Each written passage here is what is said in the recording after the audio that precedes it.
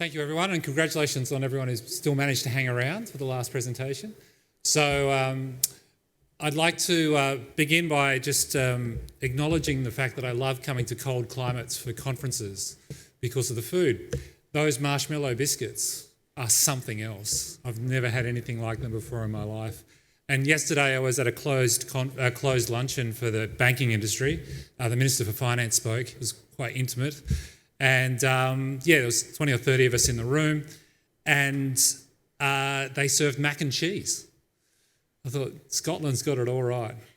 So our product is a solution that's used by governments and financial institutions all over the world to price the impacts of climate change on built infrastructure. Look at this building, how it's constructed, its walls, its materials, its windows, its roof, its tolerances to wind. And what our tool does will tell you under the changing weather parameters, when it will break, why it will break, how much you need to spend to fix it, and how do you make it resilient over its asset life. This is extremely valuable financial information, both for owners, operators, and investors. We're a global leader. There's probably only a handful of us in the sector now that are left as the sector's consolidated, and we are able to provide very sector-specific and detailed information anywhere on the planet. As you're probably aware, the climate is changing. Everything that we've built that has been built to a certain set of weather parameters over historical life is now out of date. It's already in a weather envelope that never existed at the time of its construction and is moving into an even more severe weather envelope with each passing year. So people need to build things and operate them in an environment that will be far more dynamic than anything they've experienced in the past, and to make money in that environment while they're doing that.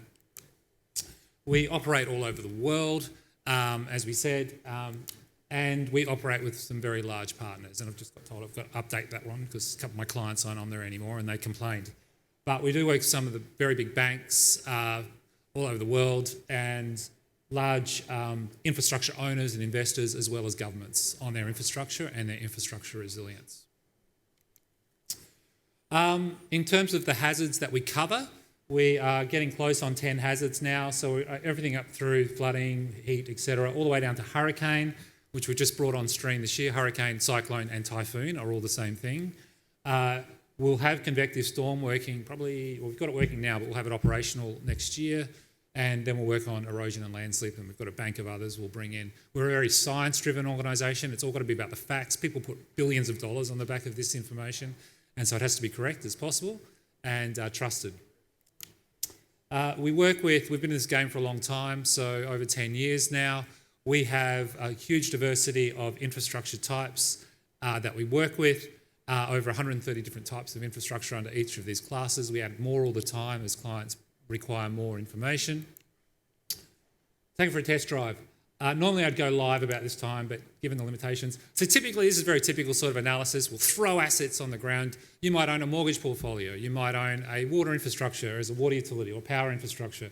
We're able to map the entire infrastructure network, place all the infrastructure in the landscape, essentially place the actual asset there and test it over its asset life and provide the financial quantification of risk, probabilities of failure and damage, and all of these are really useful metrics for trying to assess how these assets will perform over time, what's investable, when it will lose value. We actually go all the way down to how everything is constructed. We test every single element of the building and then sort of deconstruct it, test it all, lift it out and then reconstruct it, and that's the pricing. So we throw flood at the walls and we throw flood at the floors and flood at the ceiling and see what's going to break and over what time frame. It's 5,000 calculations for property. We've just, and typically what we do is, so we do this across millions of assets. If I didn't have to submit this last week, I would have included a slide we did today. So today we've done a giant data release. We've run all 35 million addresses in the UK. So we've placed a building at every address in the UK, run all 35 million properties, and we've now released that data to the market. So there is now a public report you can download right now at xdi.systems. Go to Insights and click on the blog page. You will be able to see which counties are at risk over what time frame and for which hazards, what's the change in insurance risk profile, and which areas will become uninsurable and when. But when you're running that volume, our clients have very diverse needs. So typically banks need things at a portfolio scale all the way down to a single asset. So they worry about the mortgage and which mortgages are going to be overvalued or devalued over time. They might want, and we work with companies, all sorts of layers of complexity and asset data, as well as outputs to suit their business needs based on how much information they can absorb and bring into their systems. I have a whole bunch of other slides in the case of questions. I'm very conscious of keeping it to the 7 minutes though, so we can stop there.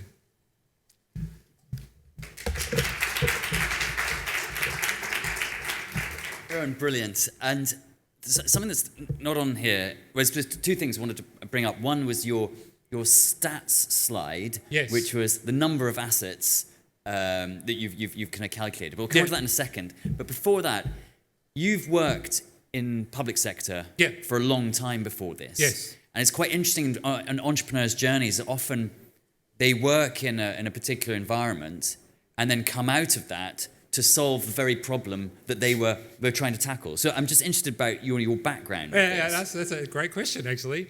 An interesting way of framing it. So, yes, I used to run a climate change program, multi-award-winning climate change program for the government of South Australia, leading in the country, one of the best recognised in the world, had a really good team. So, it was a team effort to bring it together.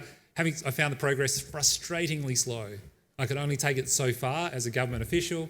And so I finally decided to leave, formed this company with a colleague of mine, and now we're able to affect much greater change at a much bigger scale than we were ever possible from within a government. But government was a great... And were they your first client? The government of South Australia were not my first client. It was actually the government of New South Wales. So yes, they were, yeah. And SA Water, sorry. Great. And your stats on how many assets? Oh, okay. Well, it's a hard number to count because we've just run the UK and then with Switzerland and the Netherlands and we're about to run the USA. We're probably in 60, 70, 80 million assets. Oh, actually, we've just, I don't know. It's over 100 million now. So we've just run 12,000 companies and that's about 12 million or 20 million assets for a particular financial client who are setting up a new rating scheme. So we deal with volume. Yeah. And so we do, and really the part of our secret sauce is our ability to deal with massive volumes of infrastructure data and extract the value from it. Yeah. Brilliant. Yes. Hi, thanks. Great presentation, great product. Is it about baselining or ongoing assessment?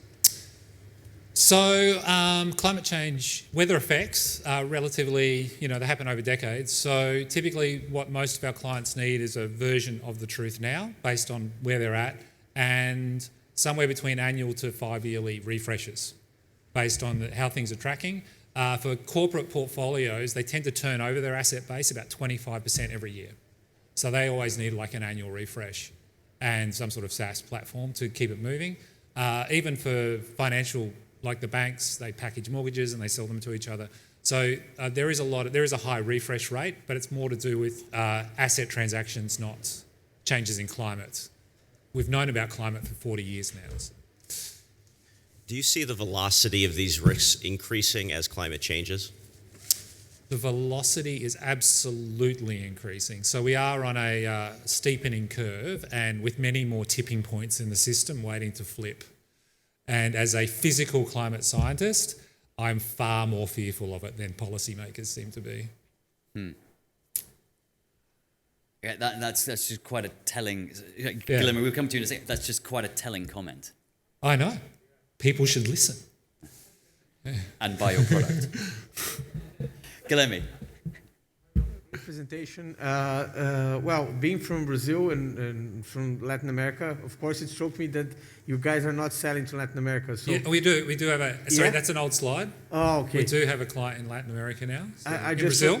Yes, in Brazil. So great. I just was wondering if it's that not on your target or you haven't been approached yet for that. So just out of curiosity. No, yeah. So we are. I suppose our problem is we're about to go out and try and get some bit of investment. We cannot grow fast enough. We literally there's just more work walking through the door than we can deal with. So we're just as the jobs come in, we try and keep up. We're not actively pursuing new markets. We just can't do it quick enough. So to keep up with that, then what are the prime roles you're recruiting within the company? We've got a pathway to triple things like analysts, climate scientists, project deliverers. Then we're trying to set up our own C-suite now because I'm becoming a proper CE, and we're getting a lot of support staff underneath that. We are absolutely in the full scale-up phase of a business that is tripling to quintupling every 12 months. Which in itself has its own... It's shocking. Challenges. Yeah. That's great. Any other questions? But I think, well, Rohan, it's been, and we've had like a number of chats about this, and again, delighted you've made the effort to come all the way over. Thank you. For this, and the other presentations within the Blue Zone. But Rohan, thank you so much, and Great pleasure. A great way to end today's session on environmental resilience. So, thank you.